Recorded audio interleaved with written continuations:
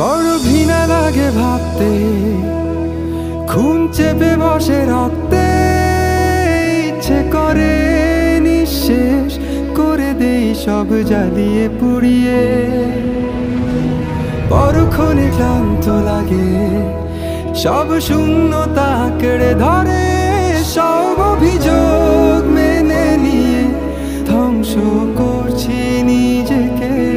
হ্যাঁ, আমি আজ বুঝিনি এতগুলো সময় কেন ছিলে, আর এই ভেবে অবাক লাগে ঠিক কেন তুমি এসেছিলে।